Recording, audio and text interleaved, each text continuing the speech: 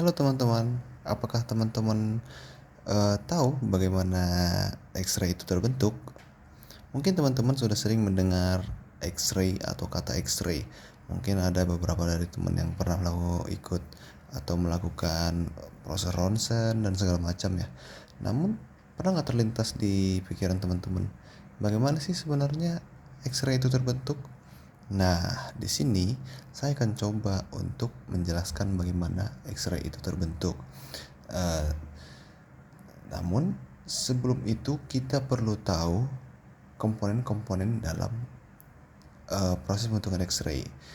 X-ray itu sendiri terbentuk di dalam sebuah komponen yang disebut dengan tabung X-ray atau X-ray tube. Dan ini adalah gambaran dari X-ray tube yang terdiri dari high voltage supply, vacuum chamber,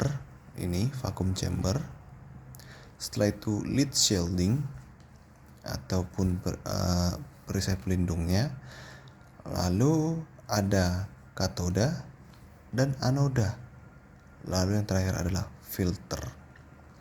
Nah, kita coba mulai dari hal pertama, yaitu high voltage supply. Proses pembuatan sinar X ini dimulai dari suplai tegangan tinggi yang berfungsi untuk memberikan perbedaan potensial antara katoda dan anoda. Nah, tegangan ini sangat penting karena semakin tinggi tegangannya, semakin kuat energi yang dihasilkan oleh sinar X. Nah, tegangan ini biasanya mencapai puluhan hingga ratusan kilovolt. Dan tegangan inilah yang menjadi bahan bakar untuk mempercepat elektron dari katoda menuju anoda. Nah, lalu selanjutnya adalah katoda filamen. Katoda filamen bagian ini nih. Di sisi katoda terdapat filamen yang mirip dengan kawat kecil yang terbuat dari bahan tungsten. Ketika filamen ini dipanaskan oleh arus listrik ini, ia akan memancarkan elektron dalam jumlah yang besar melalui proses emisi termionik karena melibatkan panas di dalamnya. Filamen ini bekerja sebagai sumber elektron. Ketika tegangan tinggi diterapkan, elektron-elektron ini akan ditarik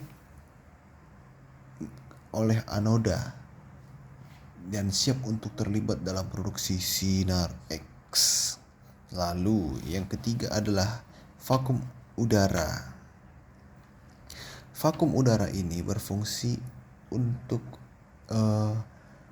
menghindari partikel udara yang seringkali mengganggu proses penarikan elektron oleh anoda.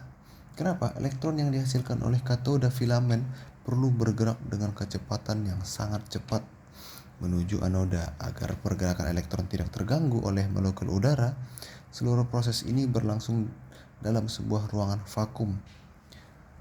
Vakum udara ini sangat penting karena memastikan elektron bisa melesat dari katoda ke anoda tanpa mengalami hambatan yang akhirnya memungkinkan pembentukan sinar X dengan efisiensi yang tinggi. Karena kita lihat ketika ada molekul udara, dia akan dibengkokkan dan jadi terhalang menuju anoda. Ini adalah ilustrasi ketika elektron dibengkokkan oleh O2 atau ataupun molekul O2.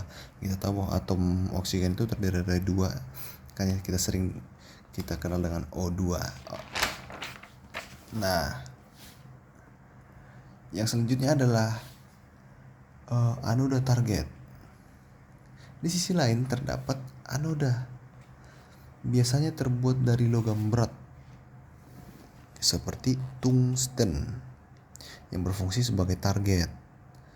Nah, saat elektron bergerak dengan kecepatan yang sangat tinggi menabrak target ini, energi kinetik mereka mendadak berubah menjadi radiasi elektromagnetik.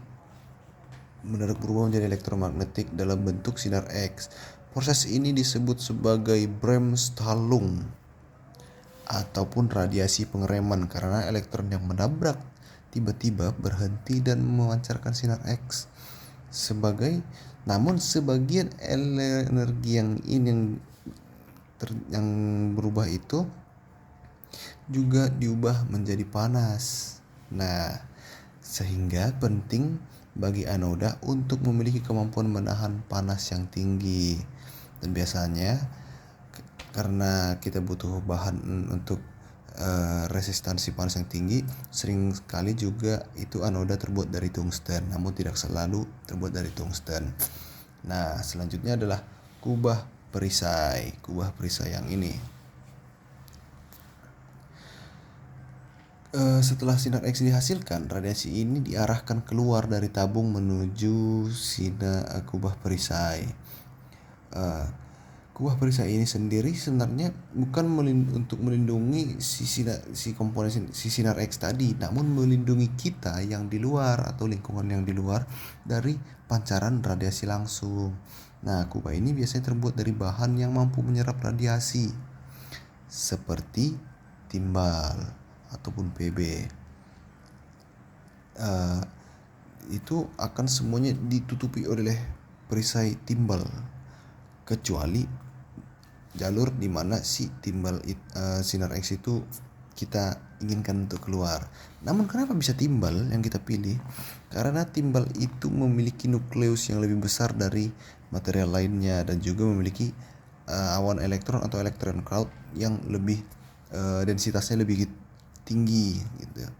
Karena nukleus yang lebih besar dan densitas dari si elektron cloud yang lebih tinggi ini itu akan menyebabkan kemungkinan radiasi akan lebih berinteraksi dengan mereka, dengan si PB ini daripada harus keluar. Jadi seakan-akan menghalangi keluar gitu. Nah, yang selanjutnya dan yang terakhir itu adalah filter. Nah, sebelum sinar X itu benar-benar keluar dari rangka dari si X-ray tube, itu perlu melewati filter.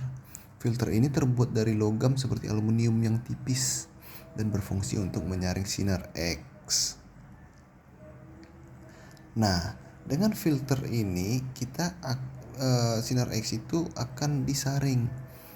Nah, karena sinar X ini terdiri dari sinar X berenergi tinggi dan energi rendah. Sinar X yang berenergi rendah itu sebenarnya kurang bermanfaat dan berpotensi membahayakan. Jadi dengan filter ini kita bisa menyaring sinar X yang kita butuhkan, yaitu sinar X yang memiliki energi lebih tinggi atau energi tinggi. Selain itu sebagai saringan dia juga bisa ini untuk mengurangi dosis dari radiasi yang akan diterima oleh pasien ataupun objek yang akan dites.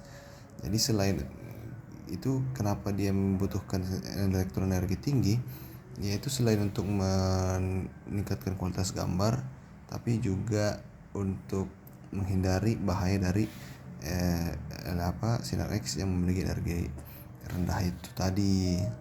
Nah, jadi kesimpulannya dari perpaduan dari energi tegangan tinggi, emisi elektron, lalu tabrakan di anoda, serta perlindungan dari penyaringan yang tepat dan cermat, kita bisa memanfaatkan sinar X yang tadinya itu sebagai radiasi yang berbahaya.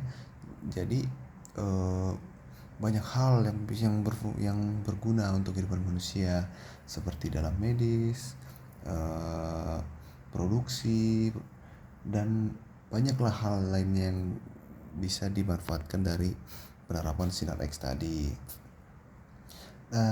Sekian mungkin penjelasan dari saya mengenai sinar X ini. Ada kurang lebih dari penjelasan saya.